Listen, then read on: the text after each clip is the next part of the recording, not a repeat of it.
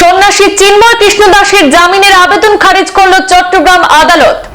জামিন হয়নি চিন্ময় কৃষ্ণ দাসের, শুনানিতে আসামি পক্ষের 11 আইনজীবী। আবারও বিতর্ক বাংলাদেশে। আজ চট্টগ্রামের মহানগর দায়রা আদালত ধৃত সন্ন্যাসী চিন্ময় কৃষ্ণ দাসের জামিনের আবেদন খারিজ করে দিলেন। রাষ্ট্রদ্রোহের মামলায় গ্রেপ্তার চিন্ময়ের বিরুদ্ধে অপরাধ প্রমাণিত হলে যাবজ্জীবন কারাদণ্ডের সাজা হতে পারে, তাই জামিন সম্ভব নয় জানালেন বিচারক।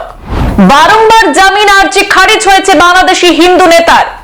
এবার আরো এক ধাপ এগিয়ে সরাসরি উচ্চ আদালতের দ্বারস্থ হওয়ার সিদ্ধান্ত চিন্ময় কৃষ্ণ প্রভুর আইনজীবীদের। বাংলাদেশের জাতীয় পতাকা অবমাননার অভিযোগে রাষ্ট্রদ্রোহ মামলায় গ্রেপ্তার বাংলাদেশের সম্মিলিত সনাতনী জাগরণ জোটের মুখপাত্র চিন্ময় কৃষ্ণ দাস ব্রহ্মচারীর জামিন আবেদন নামঞ্জুর করেছেন আদালত। আজ বৃহস্পতিবার চট্টগ্রাম মহানগর দায়রা জজ মোহাম্মদ সাইফুল ইসলাম শুনানি শেষে এই আদেশ দিয়েছেন।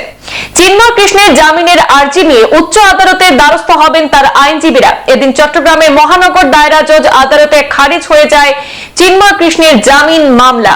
চট্টগ্রাম মহানগর দায়রা জজ আদালতের সরকারি কৌঁসুলি জানান যে চিন্ময় কৃষ্ণ দাসের জামিনের আবেদন করেন তার আইনজীবীরা। রাষ্ট্রপক্ষ থেকে সেখানে জামিনের বিরোধিতা করা হয়। শুনানি শেষে আদালত জামিন আবেদন নামঞ্জুর করে দিয়েছেন। এদিকে চিন্ময় কৃষ্ণ দাসের জামিনের শুনানিকে কেন্দ্র করে সকাল থেকে আদালত প্রাঙ্গণে নিরাপত্তা জোরদার করা হয়। আইনজীবী, আদালতের কর্মকর্তা কর্মচারী ছাড়া কাউকে আদালতের ভবনে প্রবেশ করতে দেয়নি আইন শৃঙ্খলা রক্ষাকারী বাহিনী।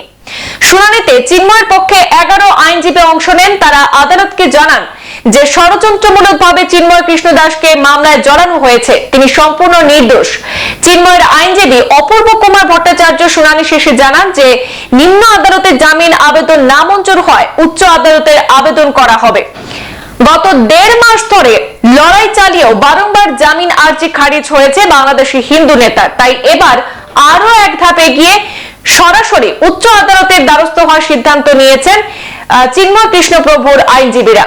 এদিন চট্টগ্রাম আদালত কক্ষ থেকে বেরিয়ে এই মামলার আইনজীবী জানান সবকিছু শোনার পরে চিন্ময় কৃষ্ণ প্রভুর মামলার জামিন আর্জি খারিজ করেছেন বিচারপতি, তাই এখন তারা উচ্চ আদালতে যাওয়ার সিদ্ধান্ত নিয়েছেন। উল্লেখ্য, চট্টগ্রামের পুন্ডরিক ধামের অধ্যক্ষ চিন্ময় কৃষ্ণকে গত 25 নভেম্বর রাষ্ট্রদ্রোহের মামলায় গ্রেপ্তার করেছিল মোহাম্মদ ইউনূসের নেতৃত্বাধীন বাংলাদেশ অন্তর্বর্তী সরকারের পুলিশ। গত 26 নভেম্বর চট্টগ্রাম আদালতে তার জামিনের আবেদন খারিজ হয়ে যায়। আর সেই ঘটনাকে কেন্দ্র করে উত্তপ্ত হয়ে ওঠে আদালত চত্বর। সেখানে আইনজীবী আরিফকে হত্যার অভিযোগ ওঠে হিন্দু বিক্ষোভকারীদের বিরুদ্ধে। আর সেই ঘটনার পর চিন্ময় কৃষ্ণ দাসের প্রথম আইনজীবী সেখানে আইনজীবী সুভাষিস শর্মা গ্রেপ্তারি এড়াতে আত্মগোপন করেছেন আগে। দ্বিতীয় আইনজীবী রবীন্দ্র দাস বুকে ব্যথা নিয়ে কলকাতার SSKM হাসপাতালে চিকিৎসাধীন বলে জানা যায়। আর এই পরিস্থিতিতে আজ বৃহস্পতিবার অপূর্ব কুমার ভট্টাচার্যের নেতৃত্বে বাংলাদেশ সুপ্রিম কোর্টের 11 আইনজীবীর একটি দল চিন্ময় কৃষ্ণের পক্ষে জামিনের সওয়াল করতে গিয়েছিলেন। বাংলাদেশের সংখ্যালঘু সংগঠন সম্মিলিত সনাতনী জাগরণ জোটের অন্যতম নেতা অপূর্ব, সেখানে চিন্ময় কৃষ্ণ ওই সংগঠনের মুখপাত্র।